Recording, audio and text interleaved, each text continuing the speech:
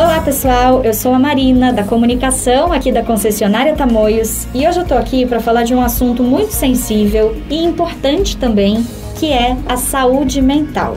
Esse assunto ganhou destaque aí nos últimos meses em virtude da pandemia do novo coronavírus e todo o desdobramento que essa crise está nos fazendo passar.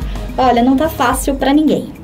Para isso, para conversar sobre esse tema e para marcar o Dia Mundial de Prevenção ao Suicídio, que é celebrado hoje, dia 10 de setembro, eu converso com a Ana Karina Brito, que é psicóloga e que trabalha em alguns projetos aqui da nossa empresa. Ana, obrigada pela sua participação.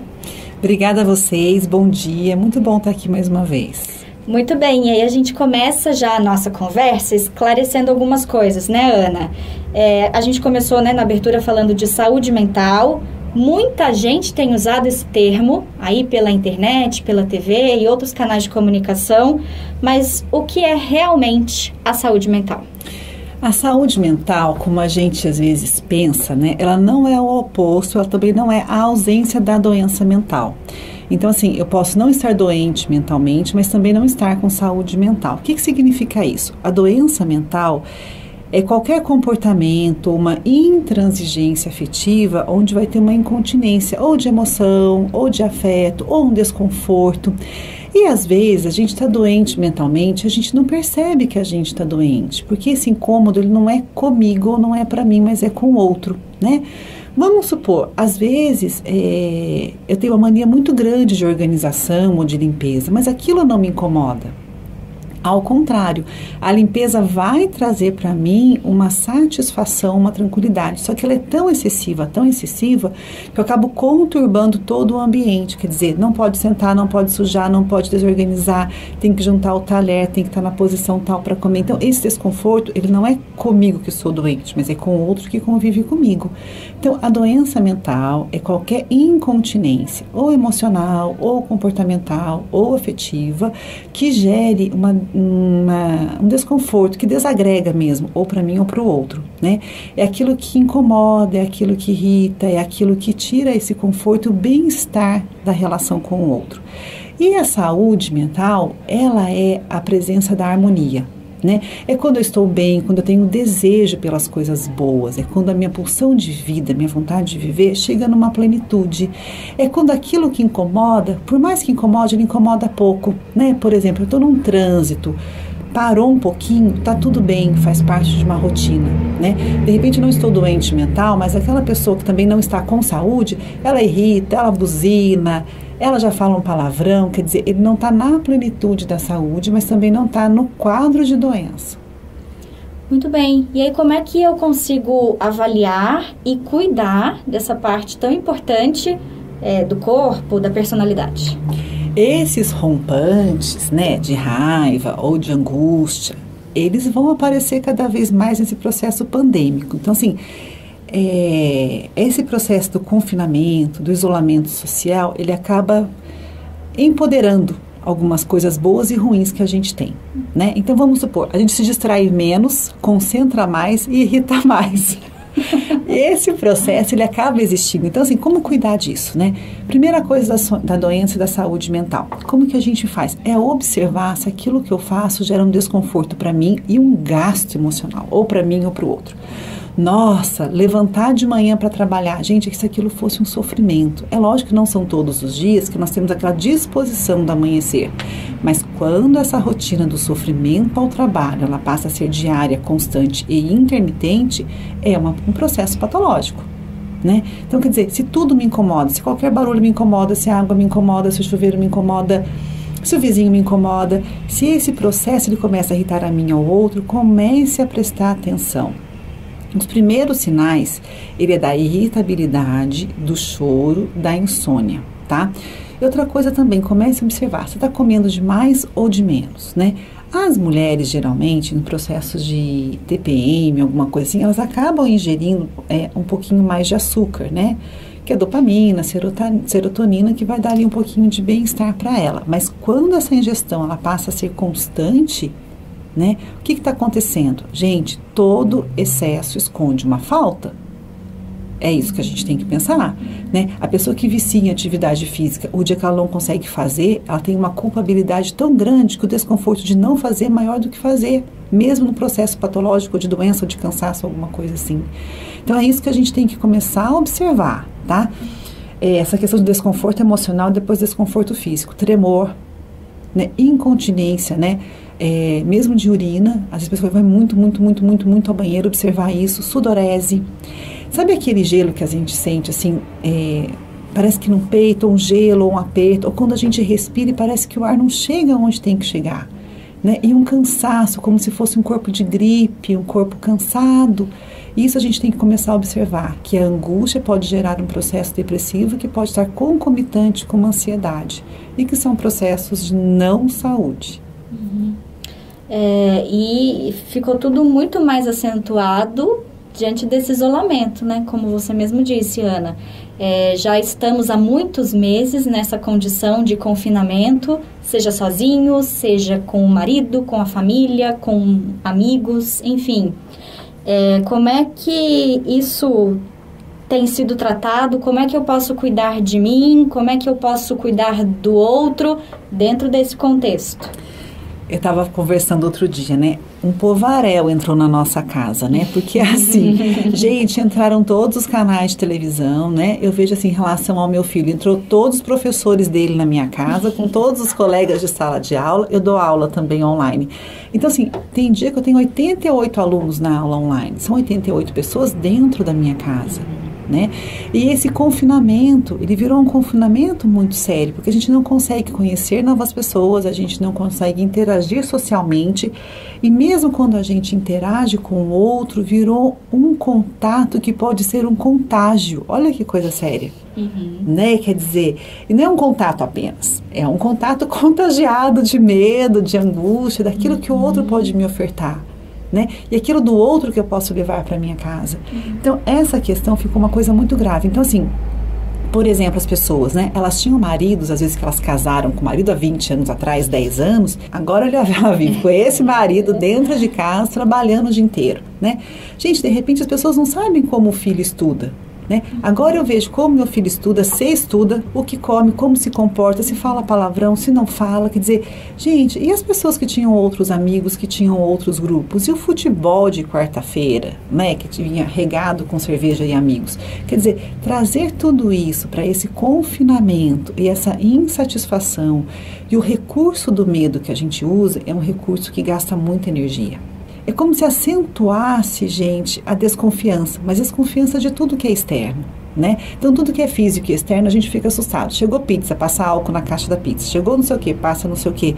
E quando a gente não faz esse processo, é uma culpabilidade, que assim, pode ser que eu tenha pego essa doença desse processo, né? É o poder da cura e da morte ao mesmo tempo, que parece que a gente está carregando esse poder na mão da gente e a gente não está.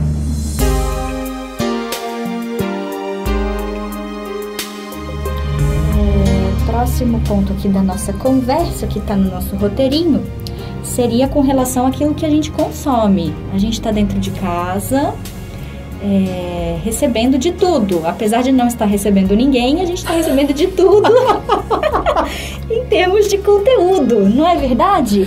TV ligada, internet ligada, celular na mão. Como é que eu lido com tudo isso? Como é que eu filtro esse conteúdo todo? Gente, o que alimenta a alma de vocês? Né? É isso que a gente tem que pensar. O que alimenta a minha alma? Né? As pessoas estão tristes, o que elas querem alimentar? A tristeza ou buscar uma alegria? Então, assim, começar a observar, porque assim, a gente tem a sensação e a percepção, né? A sensação vem dos órgãos sensoriais e a percepção é o filtro com que eu vou digerir aquilo que o meu sensorial captou. Então, vamos pensar numa coisa. Se eu ligo uma televisão e está passando uma notícia, gente, que notícia que eu estou recebendo? Né? E o que aquilo lá vai trazer de benfeitoria para mim? É lógico que nós temos que ter, assim, um filtro de realidade, né? A gente tem que, de repente, saber, ou não, mas eu acredito que para algumas pessoas seja bom, saber quantas pessoas têm nesse processo de pandemia, quantas mortes tiveram, se, de repente, essa vacina está chegando, como que eu posso me organizar para isso, se vai chegar uma frente fria, não sei. né? Quer dizer, isso é muito importante saber, mas não alimentar aquilo como se fosse uma verdade única e exclusiva. O que eu adoto como verdade? Gente, essas crenças desesperadas, né, que a gente de repente não coloca um filtro de realidade, né? As curas são diferentes, né? O que cura a minha alma não vai curar a alma da Marina. Né? A minha crença é diferente da crença da Marina. Então a gente tem que pensar assim, o que alimenta a nossa casa? Que música que eu coloco? Que notícia que eu alimento? Que podcast que eu escuto? Como que eu vou digerir aquilo? Gente, outra coisa, a gente parece que está com muito tempo, a gente não está com muito tempo. A gente está com a mesma quantia de tempo, mas como o tempo ele é acronológico, ele é mais afetivo que físico, a gente acaba gastando às vezes esse tempo com algumas coisas que não são pertinentes nem boas para a gente. Então coloca mesmo esse filtro, né? Para que serve, o que eu vou fazer com isso e para onde eu vou passar isso. Né? E depois desse filtro comece a observar o que está alimentando a alma de vocês. E essas escolhas vão refletir diretamente na nossa qualidade de vida, né? A maneira como eu me alimento, se eu pratico atividade física, se eu tenho contemplado a natureza, ainda que ao meu redor, no meu bairro, na minha rua, tudo isso pode ajudar no nosso dia a dia, trazer um pouco mais de leveza, né, para o nosso cotidiano.